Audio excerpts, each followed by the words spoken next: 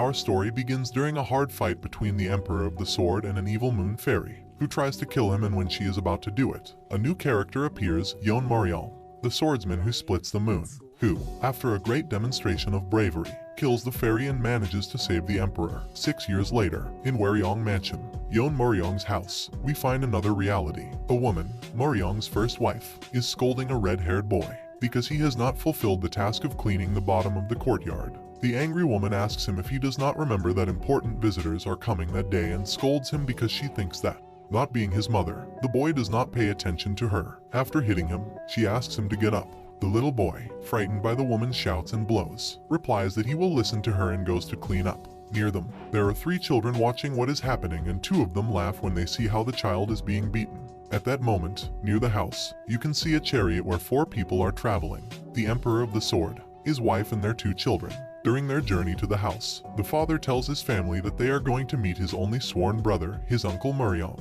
who saved him 6 years ago, when he was about to die. While the father talks about his sworn brother's strength and agility, he asks his children to fix their clothes, so that they look presentable. Chun, the Emperor's son, is curious about his uncle and asks his father questions, and he replies that his uncle executed the most perfect sword arts he had ever seen, and that his 9 Heavens sword technique is capable of matching the advanced techniques of his clan, the Nangong clan.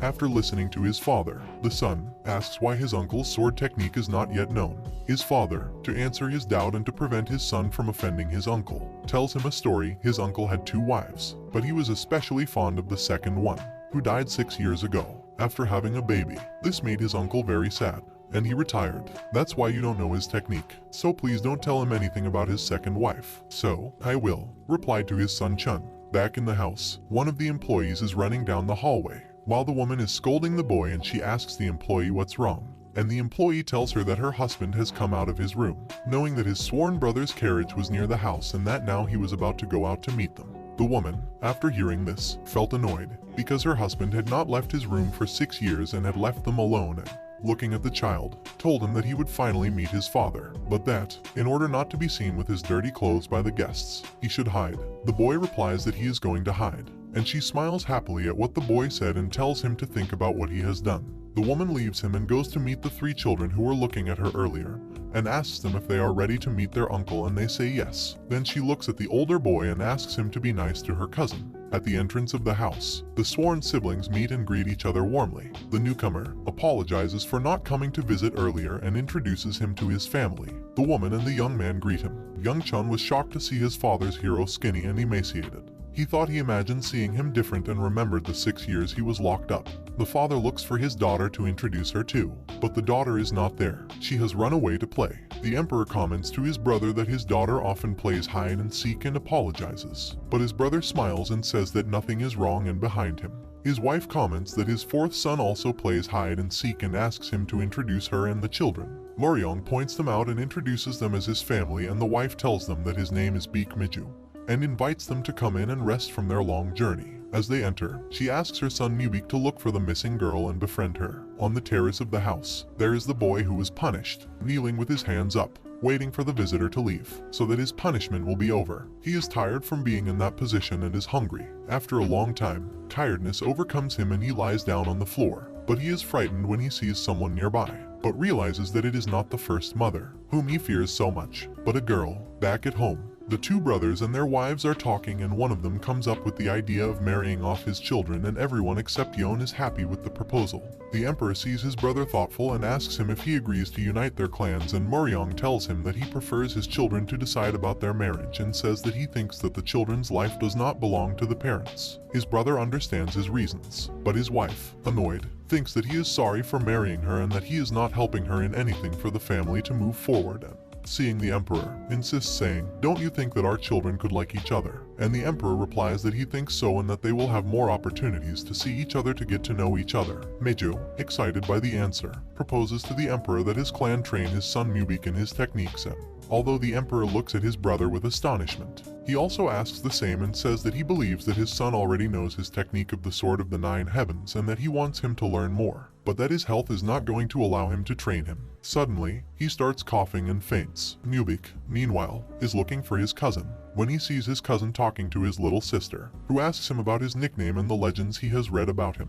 Mubik approaches and apologizes to his cousin for his sister Seolju, and his cousin laughs and tells him that he is not bothering him. Seolju gets upset with his brother, but he tells him that he should not ask personal questions to someone he just met, that it is rude to do so, and then asks his cousin if he knows where his sister is, because he wants to befriend him. Yeon replies that he would like very much for them to become friends and that he also went out to look for her. While they talk, they all go together to look for the girl. Again, the punished boy can be seen in front of the girl who went out to hide, and he wonders who she could be. He notices that she is very pretty and details her clothes. He thinks she is one of the important visitors and thinks about the new punishment for not staying away from the visitors. She looks at him while he thinks, and suddenly, he decides to run to get away. But she stops him and realizes that he may be her uncle's son. But she sees him very skinny, with wounds on his body, and realizes that he is very scared. While she hears that the boy keeps saying sorry, the girl approaches and realizes that the boy has not been well cared for and asks him his name.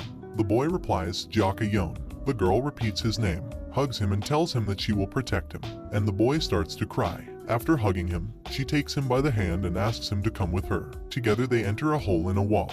The girl took Jaka by the hand and led him to the village and fed him. But on the way, they met some warriors on their way. Jaka was frightened, but his cousin took him by the hand to follow. While that was happening, the emperor was in his brother's room, waiting for him to wake up, and when he did, he asked him about his health, and he felt sorry for what happened, because he had not been able to avoid fainting. And looking at his brother, he said, I told you that the advanced technique of my clan is transmitted through the Jiyushin Chuanu, right? However, I can no longer see through the Jiyushin Chuanu. While his brother listened to him, Yeon told him that everything had happened that day when his second wife died, leaving a baby he did not feel like meeting, because, although he knew he was not to blame, he believes that by meeting him, he will hate him for the death of his wife. After listening to his brother, the emperor tried to comfort him and asked him to rest, that he was not used to see him so weak. But Mariam continued saying, I would like to ask you one last favor. I would like you to take care of my children. The emperor asked him not to say that and to rest, but he continued to ask for his children, because he knew that they were alone,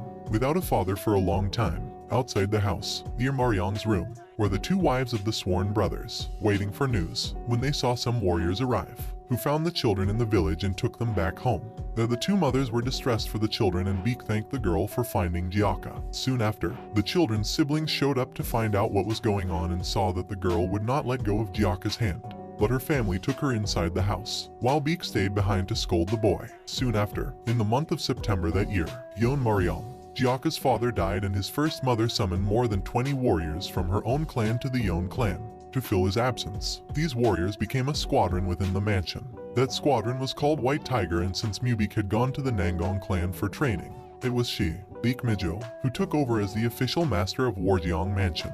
One day, at the White Tiger squadron headquarters, Beek approaches one of the warriors and, annoyed, asks him if he hasn't found any martial arts manuals of her late husband. But the warrior tells him that he hasn't. Beek becomes much more annoyed with his answer and orders him to keep all the papers related to her husband where she cannot see them. As the warrior was about to start with his task, she ordered him to lock up Jaka as well. The warrior took the things and the child and left them in a storeroom. Jaka begged not to be left there, but the warrior told him he had to if he wanted to continue living, and locked him in.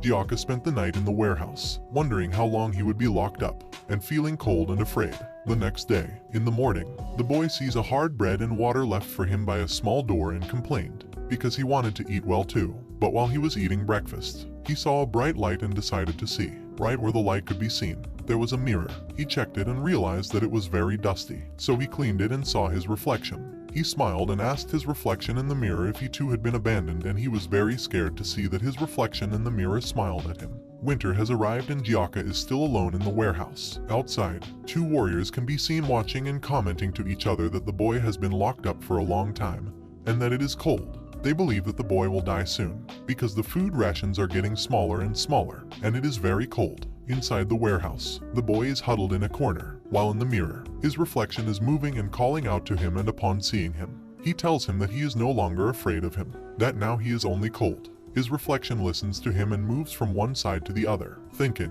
when suddenly, he begins to make movements with a wooden stick. The boy is curious to see what his reflection is doing and thinks he is dancing to get his attention. Jaka sees the mirror and realizes that he has seen those moves somewhere. They are the arts of the 9 heavens, the martial art moves he had seen his brothers do. Jaka kept watching the mirror train, but he was very cold. Suddenly, he remembered that when his brothers trained, they could make warm air with those moves in winter and started training. While training, He told the mirror that I did not follow him because I wanted to, but to at least survive the cold. After a while, doing the exercises little by little, he produced hot air and felt good. But he noticed that the mirror asked him to do more. But he looked at it and told it that he didn't want to imitate it. He just wanted to keep warm. Then he turned around to go to another place in the warehouse. But he noticed that the mirror did more complicated movements and told it that he didn't want to do them. But the mirror looked at him and gave him a pout. Gyaka was annoyed by the gesture of his image in the mirror and asked the mirror if he didn't think that soon he could perform such complicated movements and started training.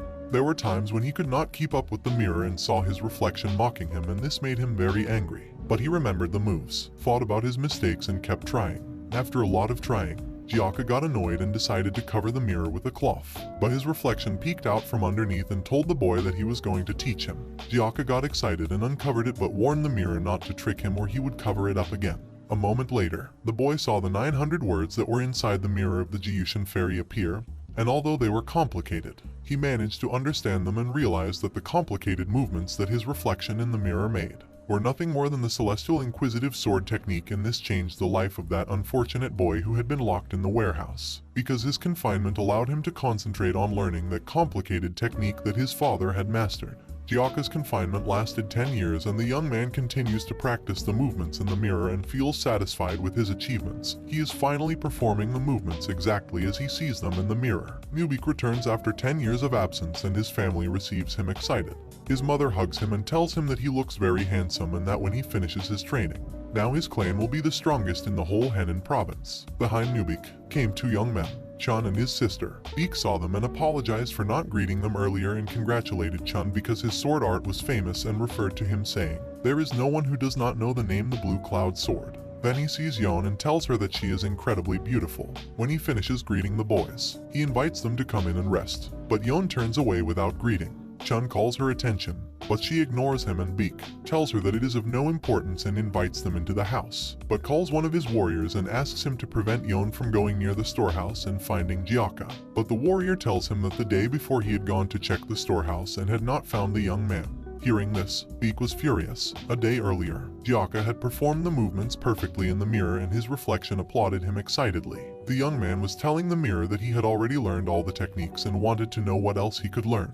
But his reflection surprised him. Pointing upwards, Gyaka looked up at the ceiling of the warehouse and realized there was a hole. He quickly made a ladder out of the boxes in the warehouse and looked up to see the sky again. After 10 years and wondered if he could get out. He climbed up and asked the mirror to produce him to see the sky. But the mirror no longer had a reflection. Gyaka stayed on the roof and spent the whole day there. Beek, after learning that Gyaka was gone, runs to the storehouse and after looking for him, realizes that he could have left through the hole in the roof and told his warriors not to look for him, because he was an ungrateful man who ran away from the clan that fed him, while thinking that the young man had no chance of living outside the storehouse, because he did not know how to make a living. Days passed and Mubik is with his mother, asking her about his younger brother. She tells him that she thinks he left 3 days ago and that she has sent for him, but they have not found him yet. Mubik, worried, tells his mother that his brother has nowhere to go, and she replies that he was motivated by the news that his brother would return victorious from his training. Suddenly, a voice interrupts the conversation. It was Yon, who hurries to ask about Gyaka. Her mother tells her not to worry, but she tells him that although it has been 3 days since her cousin disappeared, it seems that no one has been living in his room for a long time. Beek insists not to worry, but she turns around and leaves. As Yon leaves, Beek complains about the girl's manners and Mubik returns to ask his mother about his brother and tells her that Yon has the ability to read minds and that she doesn't act that way for nothing, and that there is nothing she cannot figure out when something interests her. Mubik culminates by saying, if a woman like her is in a bad enough mood to ignore us, there must be some reason. Beek told his son that he had not killed him and that, yes, it was true that he had escaped, but that he did not live in his room, but in the storeroom. A while later, Mubik met Yon at the warehouse and she told him that she already knew that the boy had been living there and told him that she would tell his father what had happened, warning him that, although Mubik had been her disciple, the relationship between the two clans could not remain the same.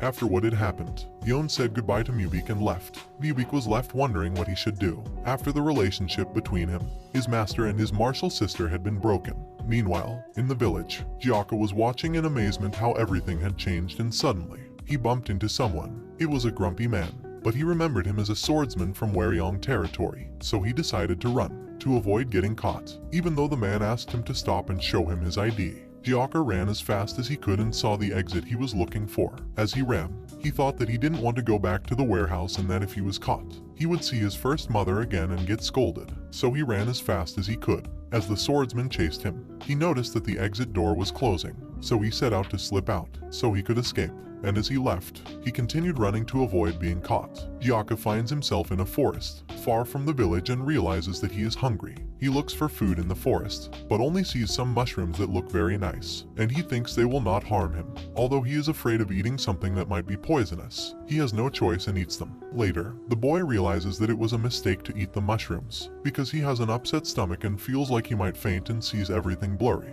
He feels so bad that he faints alone in the forest. Later that morning, some men are walking through the forest and see him on the ground and think he is dead, but they see him barely open his eyes. One of them thinks it's better to leave him there, because he's almost dead, but the other thinks they can take him with them, and it might benefit them later. After some hesitation about taking him with them, they think it is not wrong to help him and take him away. When Jiaka manages to fully wake up from his blackout, he thinks he sees a fairy, but it was actually one of the men who rescued him, and upon seeing him wake up, told him that they found him passed out on a mountain and rescued him from being eaten by the mountain animals. Jiaka thanks him and asks him where they are, and he tells him that in the hideout of Wufeng Mountain, because they are bandits. One by one, the 6 men introduce themselves and tell the boy that they are brothers and that to pay for saving his life, he must work for them, and they offer him bread. Jiaka sees the bread and thinks he should not eat it, so he tells them he is not hungry, but they know he is lying, because his stomach was rumbling while he was asleep, and they discuss among themselves what chores he can do and realize that he talks like a child, despite his age. Finally, one of them, called Hyungnam, takes the boy to teach him the tasks he must do, but as he takes him pulling his suit and then he drops him on the ground. Jiaka thinks he is going to hurt him and tries to protect himself with his hands, but Hyungnam tells him that he will not hurt him and that he is not in conditions to look for wild vegetables. The boy is hesitant, but Hyungnam explained what he would do to help them. Jiaka listened attentively but continued to refuse to join them. Listening to him, Hyungnam tells him that he needs to change his life and stop being ignored by others, otherwise he will starve to death. He then shows him Mount Wufeng, telling him that if he becomes one of them, he will be their 7th brother and will rule together with them the 5 peaks of the mountain. After talking with Hyungnam, Jiaka felt excited and left behind his tragic life before arriving to that place, where he would help his new brothers with the household chores while he recovered, and then they would teach him martial arts. He was starting a new life. Time passed and Jiaka managed to learn to survive and adapt to his new life in Wufeng Mountain, enjoying every day with his new brothers and feeling happy for the first time. But all that was about to change. One day, the new brothers of Jiaka sought to join the Union of Bandits, a chaotic sect led by a monster man, who called himself the Blade of the Union of Bandits and whose fame became bigger and bigger, becoming known as the Demon Destroyer of the Heavens. The fame of this man made all the chaotic sects and bandits want to join him, and after accepting them, he made the Bandit Union very powerful. To achieve this, the bandits of Mount Wufeng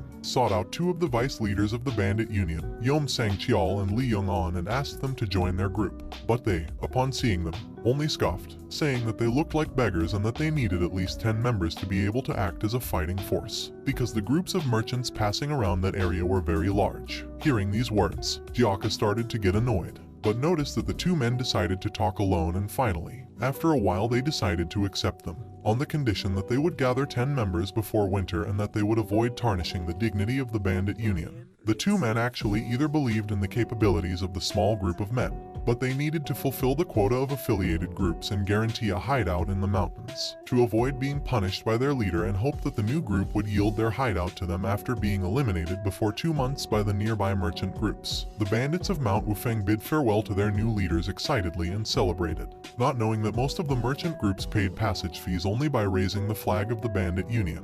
After celebrating, the group decided to get ready to start their work in the Bandit Union and left Jiaka, the little guy, in charge of the house chores. The boy, although a little annoyed, was convinced that what he had to do was an important part of the job, and he performed his daily tasks faster and faster, until, after 3 months together with his new brothers, one day, he finished the tasks faster and felt that he had to do something while his companions, the Hyungnims, returned. After thinking for a while, he decided to remember what he had learned in the warehouse and prepare himself for when his companions asked him to join the group. One day, the 3 new members of the group arrived. 2 men, Chol San, Ki-duk, and a girl, Han Ki-yeon. The Hyungnims welcomed them and gave Jiaka permission to join the group during the trips to the mountain, because now, Ki-yeon could take care of the house chores. The boy was very excited. But when assigning the order of the 3 new brothers, one of them, Chol-san, thought he didn't want to be Gyaka's younger brother and challenged him to a fight. If Chol-san beat him, he would take his place as the 7th brother and Gyaka would now be the 8th brother. He had to fight to keep his place in the group.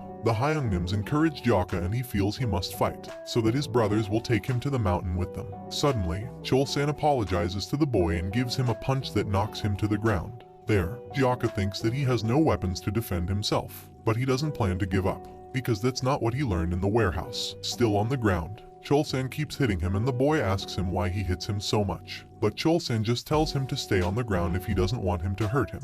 After a while, Chol-san gets up and leaves Gyaka on the ground to claim his place as the 7th brother. But the boy stands up, gets on his guard and tells him that he will not allow it. Gyaka has stood up and asks Chol-san to finish what they started. Chol-san was astonished to see the boy standing up after beating him so badly. But the Kai of the 9 Heavens had awakened in Gyaka, and although he didn't know how to use his power, he decided to use his fist as a sword and hit Chol-san's chest hard, leaving him passed out on the ground. To everyone's astonishment, after the fight, everyone decided that the young Gyaka was still the 7th brother and his older brother decided to give him a sword to reward his incredible fight, and also, they told him that from the next day, he would join them in the trips to the mountain. The boy was happy and told his brothers that he would work hard not to disappoint them. Upon hearing this, one of his older brothers, Tak Hyung-nim, gave him a piece of advice: fist fights and sword fights are different, and if you let your desires consume you, without realizing it, you will be cut with a sword. Tak Hyung-nim continued to talk to Gyaka and decided to teach him his exorcism sword technique that afternoon.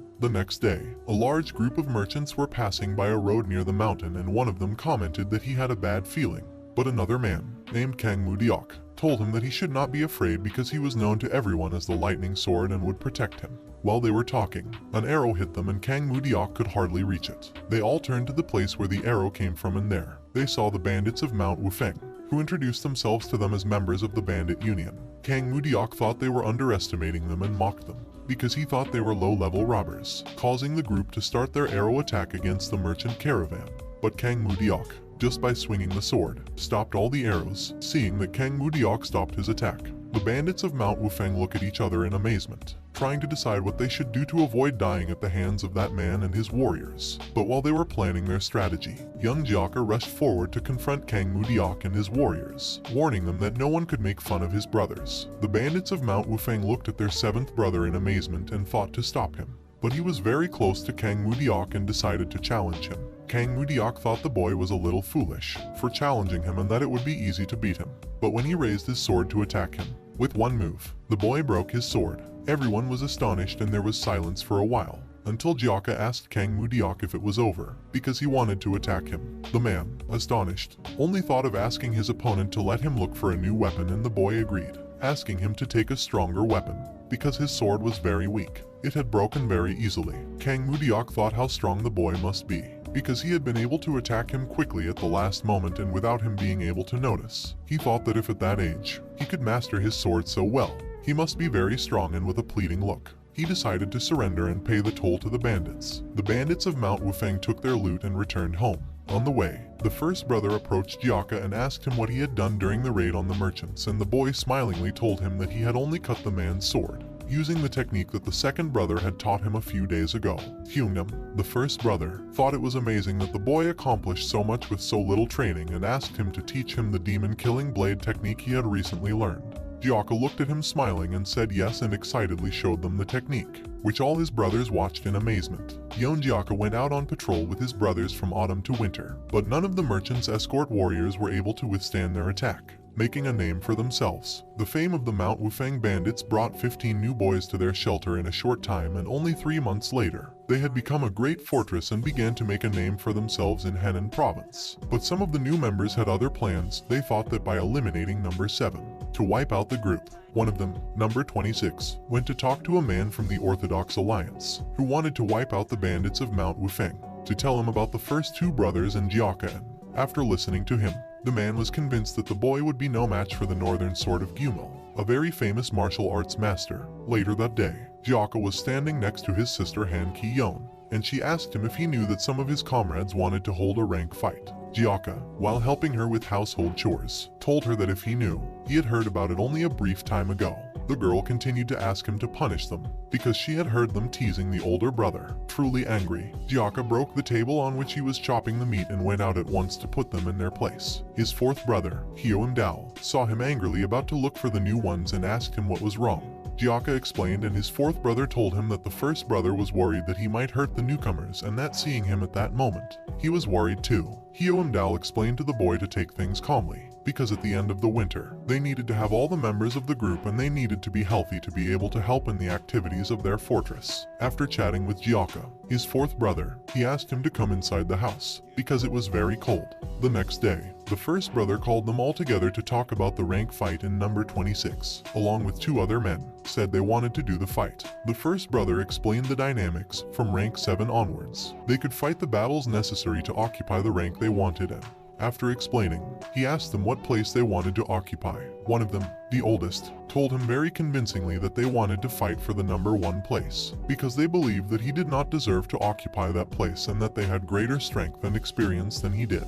The first 6 brothers were very angry about the offenses to their first brother, but he told them to calm down and, looking at the challengers, reminded them of the dynamics of the day. When he finished speaking, he called Gyaka to start the challenges, but one of them just made fun, saying that they had too much faith in that boy. Gyaka was very angry and that activated his Kai. He saw the challengers and approached them with such force that he seemed to be on fire, and asked them who wanted to be the first to fight him. Gyaka stood in front of the challengers and asked them who wants to go first. Number 26, a little frightened, looked at his 2 elderly companions and asked them what should they do now. They tried to motivate him so that on his own, he would offer to fight, but he refused, saying that he felt the boy was dangerous and did not want to fight first. But when he got careless, the elders pushed him to the front and told Gyaka that he would go first. Number 26 thought he was in trouble and the best way to get out of it was to ask to fight with his hands only. Young Gyaka agreed, and when number 26 wanted to hit him, the boy hit him so hard that he sent him far away. Gyaka looked at the elders and asked who would be next, and Yeom Sewum,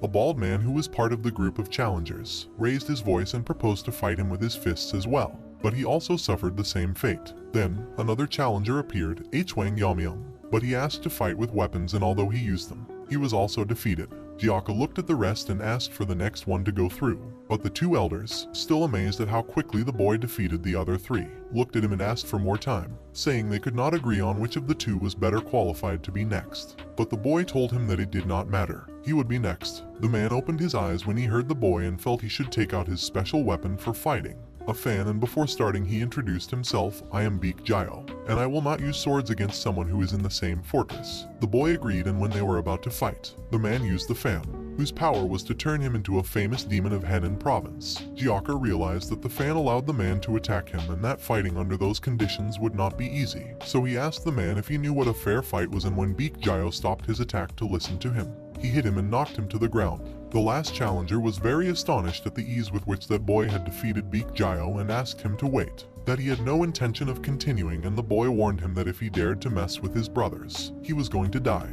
The man felt bad about having to serve men so inferior to him, but ended up saying yes. To avoid the fight, Gyaka was invited by his brothers to a meal to celebrate the victory. In a nearby village, the town of Hejia, where the Nanyang Merchants Union was located, a man can be seen running to see his master, Lee Muryong. Seeing him, very worried, he said to him, "Master, what we feared is true. 2 of the great demons of Henan province were seen in the 5 Peaks fortress." The master looked at the man as he sipped his tea and asked him if he knew which of them was the new bandit chief of Mount Wufeng, who was already famous for attacking many merchant groups in the area. To his surprise, the man told him that things were still the same and that the chief of the fortress was still Poon Yeoncho, who uses the heaven and earth blade technique. The man could not get over his astonishment. He thought the information must be wrong. After a moment, the visitor told him that he believed that the 5 Peak fortress was becoming a great threat, because the 2 demons were part of the group, which already had 30 members. The master was actually one of the 3 demons of Henan province and was annoyed that the other 2 were considered equal to him.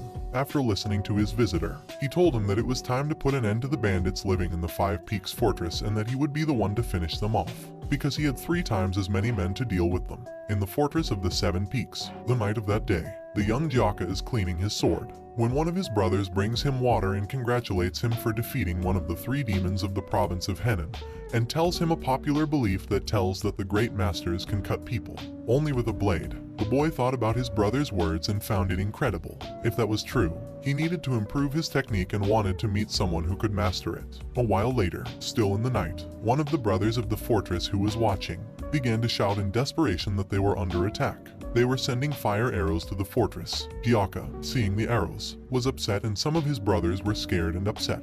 The first brother asked them to calm down and get ready to fight it. After thinking for a while, he asked them not to all go out, to get to safety, while they were building a second wall, and ordered a group to hurry up and build it. On the other side of the wall stood the 3rd demon of Henan province, hoping to catch them easily with the fire arrows, but seeing that none of them came out, he thought that by destroying the walls, they could enter. After his warriors knocked down the main wall, they were ready to enter the fortress, but, to their astonishment, there was a new wall. The warriors complained that they could not break down the new wall, and their leader told them not to worry and pulled out an axe. Inside the fortress, one of Gyaka's brothers saw what was happening outside and told them that the man was approaching with the axe. One of the 2 demons inside the fortress identified the man with the axe as the heavenly swordsman Li Meryong, and told everyone that the attackers were from the Nanyang Merchant Syndicate. Gyaka heard what the old man said and asked if they had the leader of the group in front of them, and approached the wall. At that moment, the demon Li Meryong, angry at feeling aggrieved by the members of the fortress, destroyed the new wall with his axe and met Gyaka head-on, who immediately confronted him.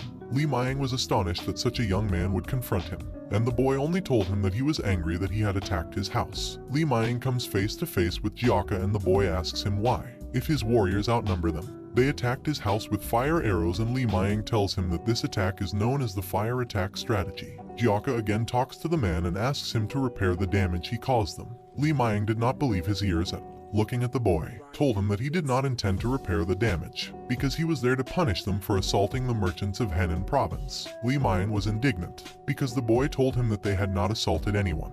They only collected tolls to pass through their land, and told him that he would punish him for making him angry. Gyaka saw him and asked him why they did not fight then, and the man, even more annoyed, drew his sword and told him that he was going to teach him to respect him.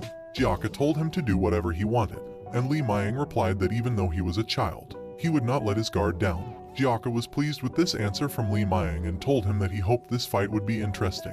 After speaking, Li Meryong raised his sword, and after shouting very loudly, he attacked Gyaka. The boy watched as his opponent seemed to attack him several times in different positions. While invoking the technique called Motionless Noon and pleased by what he saw, he blocked the attack with his sword. Li Meryong did not believe his eyes. That boy had blocked his attack, and his technique was the martial art of the Mount Hua sect and could not be blocked by a simple bandit. After a moment, Li Meryong saw his opponent and asked him where he was from and what was the technique he had used. Gyaka told him that he really had nothing like that, and that the martial art he had done was the demon blade technique taught to him personally by his second brother. Li Meryong tells the boy that this technique is only taught in temples, and Gyaka proudly tells him that his technique wasn't bad either, because so far, no one had ever withstood more than one move when facing him. Excited, he tells him that he enjoyed watching his technique and asks him if he can imitate it. But Li Meryong, upon hearing him, gets angry and tells him that the technique is extremely complicated and that he doesn't think he can learn it easily. After listening to Li Meryong, Gyaka was encouraged to imitate the technique and left everyone impressed, because it was perfect on the first try. Li Meryong remembered all the effort it took to learn the technique and found it unbelievable that this boy could imitate it just by seeing it once. While he was thinking how to attack Gyaka during his demonstration, he felt the boy hurt him with his own technique and fell to the ground. Gyaka disappointedly asked him why he had fallen to the ground before he finished the technique, and the man, who could barely move, promised him that he would no longer return to the five-peaked fortress, but to spare his life, and the boy agreed. Gyaka, before letting him go, made him promise to keep his promise to stay away, and after watching them leave, he went back to feast with his brothers. In the fortress, while all this was going on, no one noticed that an unknown man had seen everything from a mountain near the fortress. In the hall of the Mansu Merchants Union, there are several men talking about the current situation of the merchant unions in the area, and one of them says, the leader, Sang Muchan, says, the 3 largest merchant unions in Henan province fell one by one into the hands of a young man, and this rumor has been spreading to the bandits in Hejia town. All this means that the Five Peaks fortress will continue to gain new warriors, and Before that happens, we need to beat them. As his companions looked at him, the man continued, I am worried that the young bandit who has defeated all the merchants in the area is a disciple of the chief commander of the Green Forest, the Demon Lord Sky Destroyer. Another man who was in the room agreed with Sang Mucheon, with a bit of fear, further said that the boy had appeared just when the sky-destroying Demon Lord was trying to expand, and that he believed that if that was true, they should stay away from him. Sang Mucheon was very angry to hear his companion, and with one blow he smashed the table, shouting at him that how could he think of saying that they should run away from the bandits. If they did that, their organization, the Manzo Merchants Union, would be the mockery of everyone and they would have no future. Another of the men in the room asked Sang Mucheon what they should do then, and then he told him that he believed their martial arts level was equal to that of the Heavenly Swordsman, and if so, in what way did he think they could deal with that boy? The man thought for a while and confessed to his companions that he did not know how to keep the boy under control, because he had already sent his men to investigate him and had found, by watching the boys fight with Li Meryong, that he was very strong. Sang Mucheon was confused about what he should do, and after a while, he told his companions that he should urgently go to Huguang Province, because there is the Wuding sect, one of the 10 great sects, where he learned martial arts, and his master can help him to get one of the best warriors to help them fight the bandits of the Five Peaks Fortress. In the best restaurant in Hejia town, 2 of the sisters of the Five Peaks Fortress were standing next to Jiaka, ordering a lot of food and wearing new clothes for the first time. It seemed to Jiaka that they were spending a lot of money, but her companions told her to enjoy herself, because her second brother wanted her to eat and dress well. Jiaka looked at her new sister and asked who she was, and she told her that her name was Ha Sobik and that she had only joined the fortress a week ago. The other girl told Jiaka that Ha Sobik was famous because she had run away from an extremely dangerous man who threatened her to marry him. The girl, a little embarrassed, looked at Jiaka and told him that what her sister said was true, and suddenly a noticeably big man greeted her with a big smile and told her that he was worried about her. He was just the man she had run away from before. The man tried to take the girl away and Jiaka told him to leave her alone. The man told them that they didn't know who they were messing with, that his name was Guak Yongchul and that he was very famous in those lands. But the other girl told him that she better run away, so Jiaka would spare her life and the boy. The man did not pay attention, and only before Jiaka finished counting, he found out who he was. But it was too late. The boy knocked him down with one blow, and while doing so, a man who was passing by, the sage Chung Jai, from the Wuding sect, came closer to take a closer look at the boy. Sage Chung Jai is walking through the streets of Hejia town and his disciple, Sang Mucheon, follows him. Sang Mucheon is worried about his master's safety because he believes that the streets of the village are not safe, and is curious because his master personally went to meet the boy who was causing them so much trouble. While walking behind his master, he hears the people of the village commenting on the arrival of the sage and gets a little angry. But his master tells him that he needs to pay attention to more important things and that he thinks he should train a little more, which he can do after solving the problem they have in Henan Province. The 2 men move forward a little when suddenly they see a man flying out of a restaurant, and behind him, the young Jiaka. The sage did not know who the young man was, but his disciple told him who he was. Jiaka also saw the sage and realized the great energy that surrounded him, but he could not approach him, because his sisters in the fortress were worried about the damage they had caused in the restaurant, and because with one blow, he had broken the table and they had been left without food that day, because he had to pay for the damage with what they had. Jiaka felt bad about damaging the lunch and apologized to her sisters. The girls accepted on the condition that he teach them martial arts. Nearby, the sage and his disciple are talking about young Jiaka. Sang Mucheon asked his master why he didn't attack the boy when he saw him, and the sage was only interested to know about the rumors about that young man. And, after thinking a little, he told Sang Mucheon that he didn't believe that Jiaka was a disciple of the Demon Lord Sky Destroyer because the young man was too talented to hide it. The sage is very happy to discover a talented young man in that province. A few days earlier, at Wuding Mountain, home of the sage Chung Jai, his disciple, Sang Mucheon arrives for a visit and brings him a beautiful gift, Longjing tea, a very difficult tea to find, and his master knows it. When Sang Mucheon comes to see him, the sage asks him if he needs his help, and Sang Mucheon explains the problems the merchants of Henan Province have been having with the Five-Peaked Bandits and asks him to help him keep them under control. They both recall the trouble years ago with the Moon Fairy of the Demon Cult and how the Sword Emperor and the Moon Swordsman prevented the fairy from taking over Muran. Sang Mucheon thinks that may happen again if those bandits are not controlled and asks his master to send some of his warriors to help them. Sage Chung Jai agrees with Sang Mucheon and believes that helping Henan Province will be good for the Wuding sect, so he decides to do it personally and tells Chung Jai that he has not left his home for a long time, and that day he saw fortune in his destiny, and believes that Sang Mucheon's proposal may be good for him. The sage believes that making the young Gyaka his disciple may be a good decision. At the Five Peaks Fortress, one of Gyaka's brothers tells the elder brother that they have finished the construction of the Harmony Pavilion, a large and beautiful building made with the help of carpenters, counselors, and their families who had recently joined the fortress. The children of the fortress were excited and ran to see the new house, while the first brother thought about how happy he was to see them and commented with the second brother. While they were talking, another brother asked them about Gyaka and ran to join the training the boy was doing that day with his two sisters. Nearby, in the forest, the girls are a little worried because they think they are not going to be able to achieve the breathing exercise that young Gyaka is teaching them, because he told them that they should memorize 300 words and they think that is a lot, but Gyaka tells them that little by little they can achieve it. After that, the three boys decide to start meditating. The girls finished meditating and wanted to talk to Gyaka, but they saw him very concentrated and let him finish meditating. During his meditation, Gyaka saw his reflection in the mirror and felt that the movements he was making were the same as those of his reflection. He felt that they were one and he liked that very much. Gyaka's joy made his energy grow and the girls saw that and were very impressed. When the young man woke up, the girls told him what they saw and asked him if that was going to happen to them if they continued training. Gyaka didn't understand what they were saying, but he thought it might motivate them and suggested they practice more. When they returned to the fortress, they all wanted to see if the Harmony Pavilion was finished, but they realized that the fortress was empty and Gyaka asked what was wrong.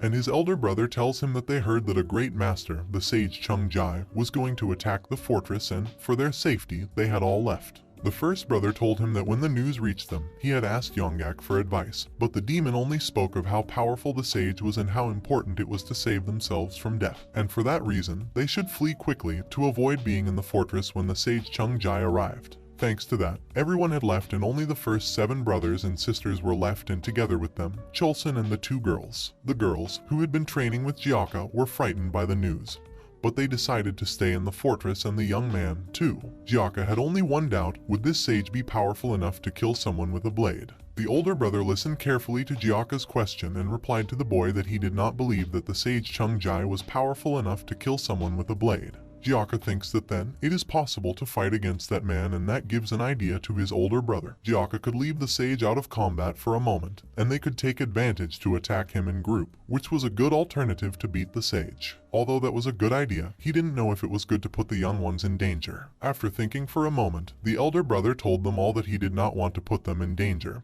and that he was officially disbanding the Five Peaks Fortress. Later that night, the eldest brother was standing in front of the fortress wall, and thinking that he did not want to leave, when the second brother told him that they had all stayed, because, like him, they wanted to protect the fortress, and if they were going to die, they wanted to be together. Together they build a second wall and cook something for dinner. During dinner they agree to keep watch and warn when they are attacked, and the older brother tells them that he is happy to have his brothers. A little later, Kiyon proposes to the older brother to include her, Cholson, and Sobik in his sworn family, and he, after asking them all if they agree, smiles and accepts, assigning Cholson number 8, Kiyon number 9, and Sobik number 10. During his shift on guard duty, the older brother, Pung Yoncho, sees Gyaka awake, and after talking a bit, they both decide to do a practice to exercise while their enemies arrive. During the practice, they realize they have a visitor and peek over the wall. At that moment, Gyaka notices his boss's concern and decides to go ahead and challenge him to a fight. When he sees his opponents, he taunts Sang Muchun, telling him that he is a coward, and instead of facing them by himself, he decided to go and beg for help. He also tells them that they are not afraid of them. Pung Yoncho also approached and realized that they were many, but he was no longer afraid. He felt obliged to die for his brothers that day. Sang Muchun, seeing that Pung Yoncho has gone out with Gyaka, realizes that he is the leader of the group and tells him to surrender the fortress at once to avoid hurting them. But Gyaka does not agree and again asks to face the sage, and at once they start to fight. During the fight, the two realize each other's power, and Gyaka enjoys facing a powerful opponent who allows him to fight for more than 2 moves. For his part, the sage analyzes the boy's behavior, sees his strength, and realizes that his desire is to protect his boss. Gyaka and the sage continue to fight, and the sage is amazed to see the boy's skill with the sword but is annoyed by his cocky attitude and tells him so. Gyaka replies that he is not cocky and asks him if he has seen him before, because he thinks he has felt his energy and he doesn't think he is good enough to defeat him.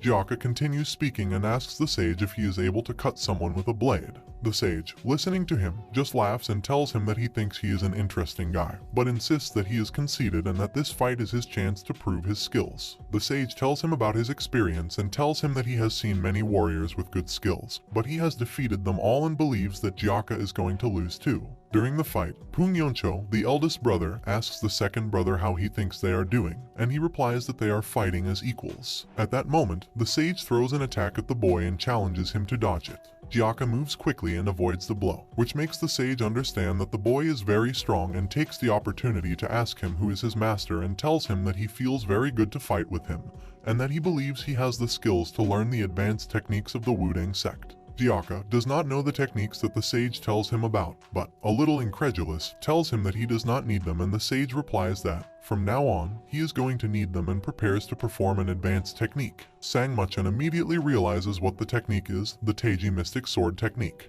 Gyaka realizes that the sage's movement is extremely fast, and although he tries to defend himself, he feels that he has wounded him in the arm. But he does not see it. Behind him, he hears the voice of the sage Chung Jai and feels that he cannot dodge his attack. Suddenly, his two brothers shout at him to watch out for the sage's new attack. But again, the sage wounds him and Gyaka falls. But the sage tells him to get up, because they are not finished yet, and prepares a new move. All his brothers believe that this is the end of Gyaka and look at him in anguish. But when the sage finishes his technique, he looks proudly at his rival and with astonishment, the figure of a giant dragon appears before him. Far away, in the Yon clan fortress, Gyaka's first mother is very happy because her eldest son is about to demonstrate to the clan elders his skills. Mubik, who reached 7 stars during his training with the Nangong clan, was not yet at the level of his late father, but he was proud of his skills and performed a few moves in front of everyone to show them his progress, finishing with an impressive move, the Blessed Dragon Tearing Claw, making a great impression on the elders. Again, in the Fortress of the Five Peaks, everyone is amazed by the figure of the great dragon that can be seen in front of the sage, and they recognize that the technique performed by Gyaka is the Blessed Dragon Ripping Claw, which has left a very large mark on the ground.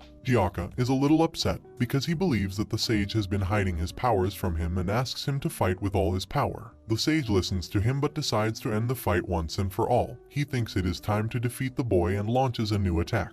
Gyaka was already prepared to face him, and, after a couple of moves, the sage realizes that he has no more energy and launches his final blow. But Gyaka responds with great skill and wounds him severely. The sage, still impressed by Gyaka's skills, asks him to repeat his name, and the young man repeats it and explains that his name means sunset. The sage smiles and then falls to the ground. Sang Muchen watches in fear and amazement as his master falls to the ground and Gyaka stands in front of him. Gyaka's brothers are impressed and celebrate the victory with immense joy. Gyaka's older brother lifted him up in his arms, and the bandits of the Five Peaks went to celebrate their victory, to the astonished look of Sang Muchen and his warriors. Sang Muchen approaches his master and asks him to go to be treated, because he is badly wounded. The sage Chung Jai sees his disciple in pain, but very happy, because that day he had seen the heavens above the heavens. He continued telling Sang Muchen that it was not possible to punish the bandits of the Five Peaks, because that boy was very strong and that he would suffer if he faced him. Days passed, and although Sang Muchen tried to avoid it, the rumor spread that Sage Chung Jai had been defeated by the Five-Peaked Bandits. In a cafe in Henan Province, some men are discussing this rumor, some are convinced, and others have many doubts. One of them talks about Gyaka and says that the boy is very strong and that thanks to him, they were able to defeat the sage. But another says that they might have been mistaken and the man they defeated was not the sage. At another table, there was a man who interrupted the conversation of the others, saying that he believed that Gyaka could have beaten the sage of the Wudang sect. The men turned to look at him, and when asked why he said that, he replied that he had faced the boy and defeated him. The man was the demon Li Meryong, and then, introducing himself, he told the men that the boy's moves were very good and that he did not know if there was anyone who could beat him. Other men who heard Li Meryong approached the group and confessed to having been defeated by the boy as well. After that day, everyone knew that there was no one capable of fighting against the Five-Peaked Fortress and its 10 heroes. Nearby, there were some leaders of the Bandit Union commenting on the rumors, a little astonished, because 2 of them had visited them and remembered that they were only 7 and that they had accepted them, on the condition that they would reach at least 10. One of the leaders believed that they did not deserve to be part of the Green Forest organization and decided that he would go to visit them. At the Fortress of the Five Peaks, the 10 heroes were welcoming back all those who had left. One of them knelt down to ask for forgiveness and thought he would be beaten by the chief, but he just smiled and hugged him. Behind the chief was the second brother, who believed that he had forgiven them very easily, but the older brother believed that they needed the support of as many warriors as they could, because the other bandit strongholds in the Green Forest might attack them, believing that they were not worthy to be part of them. Damian, the second brother, thought a little about what his boss told him and remembered that no one from the Green Forest had come to help them when the sage Chung Jai attacked them.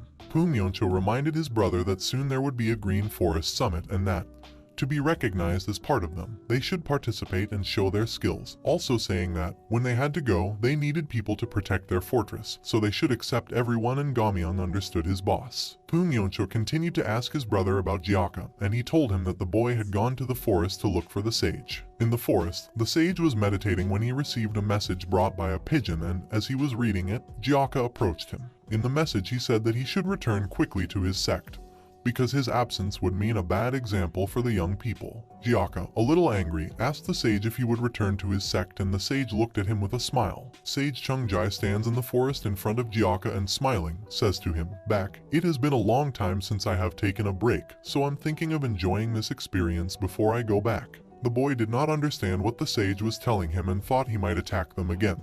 But the sage noticed his concern and explained that he wanted to train alone, to improve his technique of the mystic sword of Taiji, because, although he had learned it 30 years ago, he had failed to overcome the limits of the last 3 movements. Jiaka looks at him with more curiosity and asks what are those last 3 movements, and the sage replies that he wants to learn from him. Jiaka is amazed by what he heard but warns the sage that he cannot teach him the technique of his fortress, the demon-killing blade, because it was taught to him by his brother Gamyeong. The sage thought a bit about what the boy told him and replied that although he wanted to learn the technique, he didn't need it. What he wanted was to learn from Jiaka while he trained. Jiaka, listening to him, asked him if he thought it was necessary, and the sage said yes, and that he could also win if he let him watch him, and at once he raised his fist and brought it quickly to Jiaka's face, breaking the bamboo plants behind him. Jiaka was amazed by the technique and asked him how he had done it. The sage smiled and told him that he could teach him, but he had one condition. He wanted Jiaka to advise him, and he, in return, would tell him how to improve his technique, because, although he was already very strong, he had not yet been able to use the full power of his technique, and that was because, according to the sage, Jiaka had not learned the basic theories of martial arts, and, with that, his level would improve a lot. After making his proposal, the sage extended his hand to Jiaka and asked him if he would accept the deal. And so the 2 men trained together for several days. One day, when they were on their way to the 5-peaked fortress, they met some children playing, and the sage greeted them warmly. But Jiaka kept his distance and, as they walked away, asked the sage if he liked children, because he did not want them. The sage asked him why he didn't like children, if they were so young and innocent, and Jiaka replied that he didn't know what he was saying, because children played pranks and harassed people, as he recalled his first mother's children and his life before he came to the 5-peaked fortress. After some thought, Jiaka added that, in the 5-peaked fortress, everything was better because everyone was kind, regardless of their age. The sage listened carefully to Jiaka and said that he also did not imagine that in a green forest fortress, people would be so kind. Jiaka thought that place was no more than any other place to live, and he did not think there was much difference and told the sage so. Chungjai, hearing this, thought he had always been wrong about people living in fortresses and smiled. Jiaka and the sage parted, and when the sage was already approaching the fortress, he saw Ki-yeon picking up some pieces of wood to take them to the house and decided to help her. Ki-yeon felt uncomfortable and told the sage that she found him a strange man,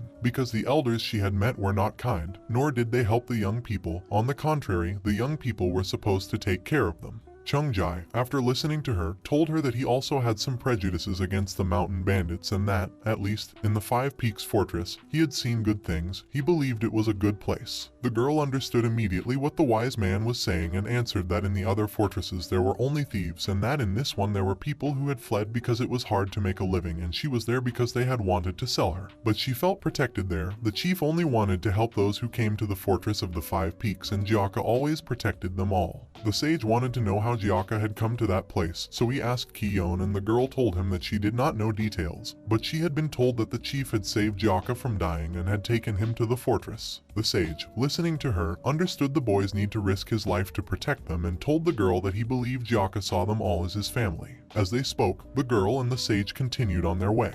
Elsewhere, the Lunar Fairy was rewarding one of her warriors for becoming a great demon general, and after rewarding him, she told her warriors that she believed that, after 20 years of being defeated, the time was near when she would defeat them all and see them all at her feet. In Hejia's restaurant, 5 men are sitting, ordering food and talking about the 5 Peaks fortress. They believe that the comments about the latest victories of that group of bandits are exaggerated, and that it has given the fortress an undeserved fame. One of them, Yonggak, believed that Jiaka should have been defeated by now and that there should be no one in the fortress, but that they were still there and all those who had abandoned them, except the 5 of them, were there again. A little annoyed, he thought that with that last victory, his last hope of becoming the chief of the fortress had been lost. One of the 5 men is curious about what they should do because they think they can be accepted back, like the others, but they could no longer occupy high positions as they had planned because Gyaka was not defeated. Another man says that he would rather go back to the 5 Peaks Fortress than try going to the Crimson Wind Fortress. The man believes that if they say they left to protect the fortress, they will accept them easily, but Yonggak believes that Gyaka will not allow them to return.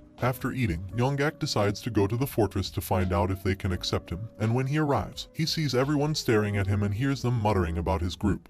How could they be there if they had been the first to leave the fortress? The group heard the comments and told their leader that the people didn't see them well and that made them uncomfortable. Yonggak, seeing his companion, tells him not to worry, that the opinion of others does not matter, they should only care about what the chief of the fortress says and that they would tell him that they had not really left the fortress. Already very close to the fortress wall, one of them believes that they have tried to sow right in front of the wall, because of the big marks on the ground. But Yonggak tells him that it is not so, that those marks were made by a martial arts technique and that he believes that only Gyaka could have made them, but that it is not a mark left by his technique. As the 5 men advance, he realizes who they are and asks them what are they doing there. Yonggak hears him and gets annoyed but realizes that the one talking to him is Chulson, who tells them that he is now their superior. Pung Yoncho is in the Harmony Pavilion when one of his brothers announces the visit of the 5 men. Pung Yoncho thinks about what they tell him and believes that he should be received. But the second brother tells him that they should not accept him because he was the first to leave and tell them all to leave the fortress. Pung Yoncho acknowledges that the man had caused a lot of commotion that day but believes that he is very powerful and that someone like him can be of help in the fortress. While Pung Yoncho and the second brother decide if they should accept Yonggak back. He and Chulson are fighting outside, because the newcomer does not want to be inferior to Chulson. During the fight, Yonggak notices that his opponent has improved his technique a lot and Chulson tells him that it has been thanks to Gyaka's training him. Yonggak acknowledges his progress, but thinks he still cannot beat him and, after 2 moves, puts him on the ground and tells him he better stay there, so he will not hurt him. But the man doesn't want to be beaten by someone who ran away when he was needed and continues to fight. Yonggak prepares to make a lethal move, but he senses someone asking him to stop and just using 2 fingers, he immobilizes him. Yonggak wants to see who has stopped him and, astonished, he realizes that there is another person as strong as Gyaka, who advises him not to use such strong techniques inside the fortress. Chulson asks him to let them continue, but the sage sees him and tells him that he must learn to recognize the differences in ability, because that man was much stronger than him. Chulson is angry and claims the sage for intervening. But when he says his name, Yonggak realizes who he is and asks him directly if he is the sage Chung Jai of the Wudang sect, and the man says yes and introduces himself. Yonggak is very impressed and thinks about the rumors about the last victory of the fortress. The sage really had been defeated by Gyaka. A while later, Gyaka arrives and sees Yonggak. But upon greeting him, he only tells him that when he returns, he should be prepared for what is to come. Yonggak is very upset because Gyaka, upon seeing him, met him with a blow and hurt his arm. He just wants to take revenge on the boy for hitting him and tells himself that one day he will pay him back for that hit. Suddenly, he feels a great energy and, when he approaches to find out who is the owner of that energy, he realizes that it is the sage Chung Jai and Gyaka, who are training. Seeing this, Yonggak is amazed. He finds it incredible to see a duel between a sage of the Wudang sect and a simple bandit. The sage and Gyaka are fighting, and as they do so, they enjoy watching each other's moves and brag about their progress. Suddenly, the sage threw an impressive move, which pushed Gyaka hard and Yonggak thought he had defeated him. But to his surprise, the boy was on his feet and excited by that last move of the sage. Yonggak was impressed and thought the boy was indestructible, but he kept quietly watching. Gyaka, still excited, tells the sage that now he too will get serious in that fight, and the sage stands on guard to receive his attack. The boy tells him that he will no longer use the demon-killing blade technique to confront him and performs the second form of the Art of the 9 Heavens, the ultimate dragon ascension. Yonggak does not believe what he is seeing. The boy split the heavens. At the end of his move, Gyaka is excited because he feels that the technique came out better than he expected, and the sage congratulates him for his breakthrough. He tells him that if he had hit him head-on with that technique he would have turned into ashes and that, as always, he had surprised him. Gyaka asks the sage not to congratulate him so much because he is very strong and knows that he has not shown him all his techniques. The sage smiles and tells him that he thinks he should not teach him anymore because he does not want to lose all the confidence he has worked so hard to build. After this, the sage extends his hand and says goodbye to the boy, thanking him for allowing him to gain so much enlightenment. Gyaka is a little upset because he was liking the way things were going and he wanted to continue, but the sage tells him that he thinks it is time to go back to his sect to defend his position as an elder, and that if he gets injured, he is going to have to stay longer. The boy understands and goes over to shake his hand. Sage Chungjai says goodbye, thanking everyone in the fortress for their kindness and tells him that he wants to return the favor in the future. The sage left satisfied that he had made great advances in the young Jaka's technique and that he was able to advance his own technique. A few days later, the sage left the fortress very early, but a new visitor was about to arrive. This new man was very happy with the scenery of the Mountain of the Five Peaks and, while drinking water, he thought he should protect himself from the beasts of the forest, when, suddenly, a huge bear appeared in front of him. This bear was a female, mother of 2 cubs that the man had killed a brief time before for crossing his path. When the bear attacked the man, he thought that the bear was a fool because he was the ruler of the Yin Wind, and after some thought, he developed a technique to confront the bear. The leader of the Demon Lord Part Heaven's hideout, named Seok Muhi, has been famous since he appeared in the martial arts world for not being defeated even once, but before he was famous, Seok Muhi used to be an employee of the Shaolin Temple. He wanted to learn martial arts, but as he did not want to be bald and although he had great skills, his destiny was not to be a Buddhist. One day, Seok Muhi found a worn-out statue of Buddha in an abandoned warehouse of the Shaolin Temple and started to clean it very carefully, believing that he could learn martial arts if he cleaned it well. But while cleaning it, the statue broke and inside it, Seok Muhi found an ancient book called Asura's Scriptures of Dark Heaven. Seok Muhi devoted himself to reading the ancient book and learning about it as he traveled around the country, and soon after, he became the leader of the Bandit Union hideout and caused chaos in the martial arts world. After a while, he chose the 12 best warriors as disciples and passed on the scriptures of Asura of Dark Heaven, causing fear everywhere, even in the 7 sects and the 2 schools. At the Five Peaks Fortress, the warriors announced that a visitor had arrived from the Bandit Union. The man introduced himself as one of the direct disciples of the Demon Lord Heaven Part and asked for the chief of the fortress. The man's name was Seok Muhi, the Yin Wind sovereign of the 12 demon kings. After introducing himself, he asked everyone to come out at once to greet him. All the heroes of the Five Peaks, except Jaka, came out to greet him, and Seok Muhi notices that one of the top 10 warriors is missing and asks for him. The leader, Pung Yoncho, quickly replies that Jaka is training alone and that is why they had not been able to call him.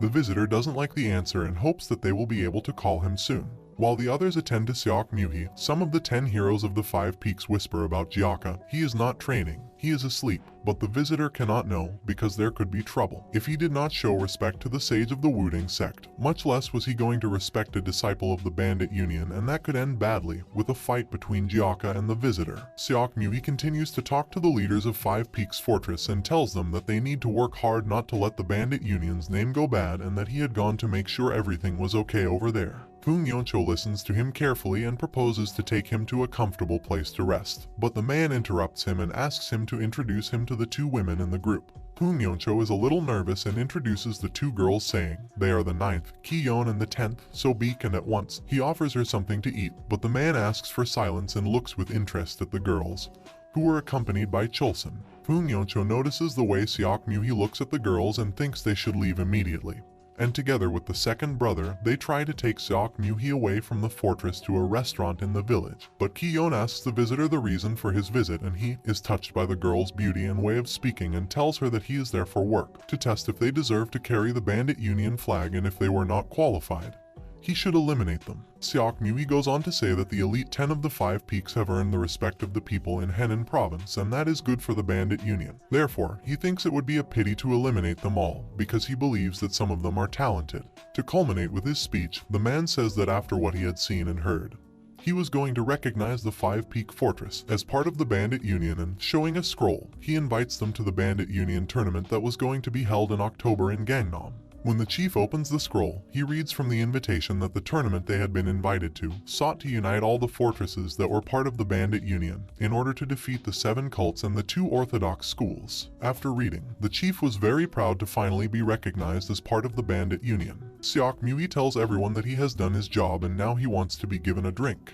Pung Yoncho calls his second brother and proposes that they finally take their visitor to take safe care of him, and together they take him out of the fortress to prevent Jaka from waking up. At the restaurant, Pung Yoncho, Gamyang, and their visitor, Seok Muhi, are already seated enjoying the food, and the 2 brothers from the fortress ask Seok Muhi if he likes it. But the man only thinks of the 2 girls from the fortress, and although the brothers try to distract him and propose to take him to have fun somewhere else, he demands that he only wants to see the 2 girls from the fortress, bring them to him. The two brothers muttered about what they should do, and finally, Poong Yoncho tells Poong Yoncho that he doesn't think the girls want to enter the place where they are, because it is a bar. But the man insisted, and seeing that they would not take them, he angrily returned to the fortress and, furious, told the brothers that if he did not see them, he would destroy the Five Peaks fortress. Upon arriving at the fortress, Seok Mu-hee, drunk, starts shouting for the girls, while the two brothers ask him to lower his voice, and everyone in the fortress comes out of their rooms because of the noise. When he sees the girls, Seok Mu-hee asks them to come to him and prepare a table with drinks for him, but again the chief of the fortress and the second brother try to take him somewhere else. Seok Mu-hee feels offended and threatens them again to wipe out the fortress. Poong Yoncho asks him again to accompany them and tells him it is for his own good, and Seok Mu-hee doesn't believe him and, even angrier, shouts louder, demanding to be served and insulting everyone.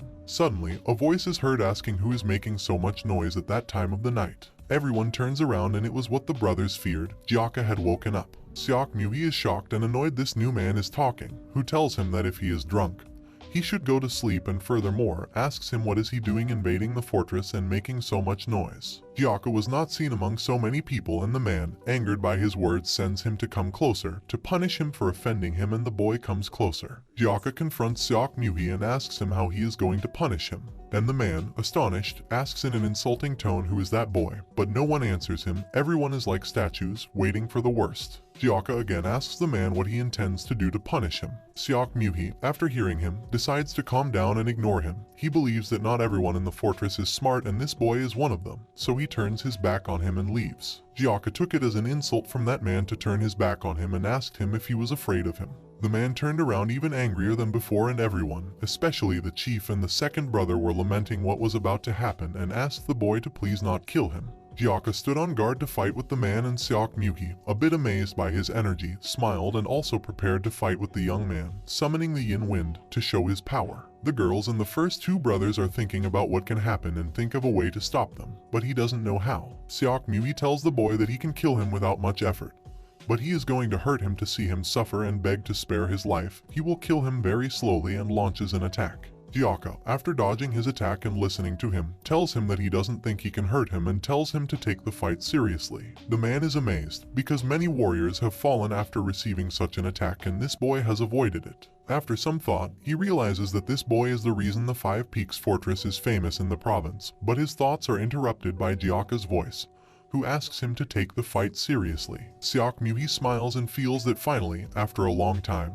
he will have an opponent worthy of him, the ruler of Yin Wind. Jiaka hears his name and laughs. He thinks it is a very silly name. Seok Mu-hee is offended and tells him to watch what he says, because he will regret it. The boy again offends the man, calling him slow, and Seok Mu-hee, even angrier, launches his Yin Wind Corpse Claw attack, but Jiaka stops him, only with 2 fingers. Seok Mu-hee does not understand what is going on and remembers the time he spent learning his technique, and that after learning it, he had never lost a fight before. But now, Seok Mu-hee believes that his only alternative to win is to apply the most lethal of his techniques, and tells Jiaka not to blame him, because he asked for it. And when he goes to attack him, Jiaka takes his hand and introduces himself, and then tells him that he will not allow him to hurt his friends and attacks him, while his older brother yells at him not to do it. And that's how the first part of this man wins.